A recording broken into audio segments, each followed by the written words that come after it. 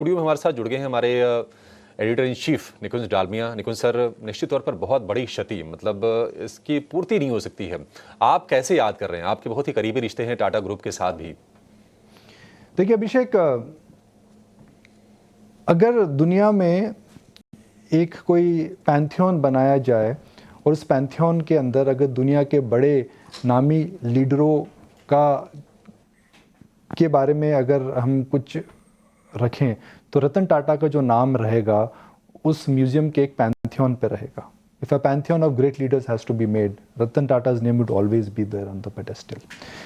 रतन टाटा और टाटा ग्रुप ने एक जो पूरा का पूरा बिजनेस क्रिएट करा है, उस बिजनेस का एक पर्पस था, वह था growth with reason, create share holder value, और वह जो ग्रोथ आई है वह कस्टमर सेटिस्फैक्शन में पूर्ण कैसे रह सकती है।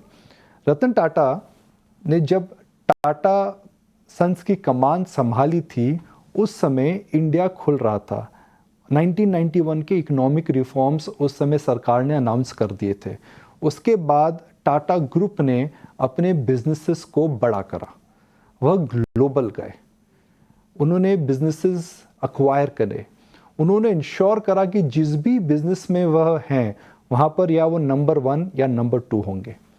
रतन टाटा ने टीसीएस की स्थापना करी जब इंडियन आईटी सेक्टर खुल रहा था। आज टीसीएस इंडिया की सबसे बड़ी आईटी कंपनी है और सबसे ज़्यादा प्रॉफिटेबल कंपनी है। रतन टाटा ने कोरस अक्वायर करा और एक स्टील, इंडियन टाटा स्टील को ग्लोबल लेवल पर ले गए। वो टाटा मोटर उस समय एक ट्रक की कंपनी थी, उन्होंने भारत की पहली इंडिजिनाइज कार या भारत में बनी पहली 100% कार इंडिगा बनाई। उसके बाद उन्होंने जेएलआर अक्वायर करी टाटा मोटर के अंदर। उसके बाद उन्होंने जाकर के इंडियन होटल्स में एक्विजिशंस करे, फिर टाटा कंज्यूमर्स में एक्विजिशन करे जिसको वो ग्लोबल लेकर के चले गए। 2008 के बाद जब ग्लोबल फाइनेंशियल क्राइसिस में कंपनीज अपने लोगों को अपनी बैलेंस शीट्स श्रिंक कर रही थी, रतन टाटा उस समय रिस्क लेकर के टाटा की बैलेंस शीट एक्सपैंड कर रहे थे। कोविड की बात करें, जहाँ पर लोग बिजनेसेस बंद कर रहे थे, कटाई छटाई हो रही थी, टाटा ग्रुप ने इंश्योर करा कि उन्होंने एक भी एम्प्लॉय को काम से नहीं हटाया, उन्होंने पूरी सैलरीज बांटी।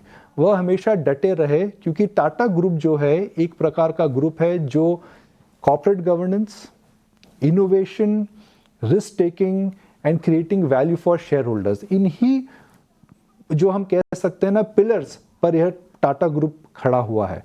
रतन Tata is remembered as a business leader, but I think Ratan Tata was an extraordinary human being. Tatas का जो सोल पर्पस है वह है कि सोसाइटी को वापस कैसे दे सकते हैं, और शायद यही कारण है टाटा सन्स की जो मेजॉरिटी शेयर होल्डिंग है वो ट्रस्ट के पास है।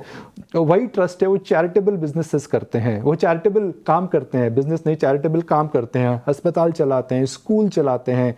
हम जानते हैं कि टाटा किस प्रकार की फिलॉसफी में बिलीव करते हैं। तो जो टाटा ग्रुप है वह एक group growth with a purpose, give back to the society, create shareholder values, keep on innovating, keep on making changes and ensure that you are the best in the league when it comes to governance standards, when it comes to giving back to the shareholders and when it comes to coming back to the society. हम बात नहीं करते हैं अभिषेक डिम्पी सृष्टि, मगर रतन टाटा जब वह retire हुए उन्होंने उसके बाद 3 इन्वेस्टमेंट्स करें।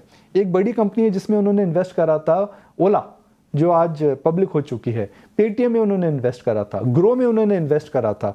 तो देखिए रिटायरमेंट के बाद भी रतन टाटा एक प्रकार के इन्वेस्टर थे।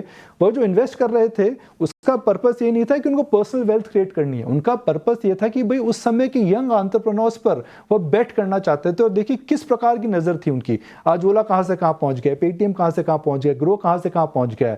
तो एक बड़ी क्षति है, एक बड़ा लॉस है। हम रतन टाटा की जीवनी से सीख ही सकते हैं, लोगों को बता ही सकते हैं और उनकी जो लेगेसी है उससे इंस्पायर रह सकते हैं।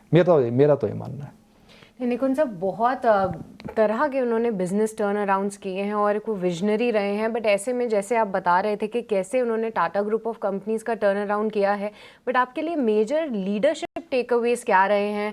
क्योंकि आप टाटा ग्रुप ऑफ कंपनीज और उनकी पूरी लीडरशिप को क्लोजली ट्रैक भी करते हुए नजर आए हैं, तो ऐसे में जिस तरीके की वो फिलांथ्रोफी चीज़ें देखते थे, साथ ही अपना मेजॉरिटी ऑफ द पोर्शन जो है वो डोनेशन में देते थे, काफ़ी सरल जीवन शैली थी, आपके लिए उनकी क्या मेजर लीडरशिप टेकअवेज हैं और आने वाली पीढ़ी क्या कुछ याद रखेगी?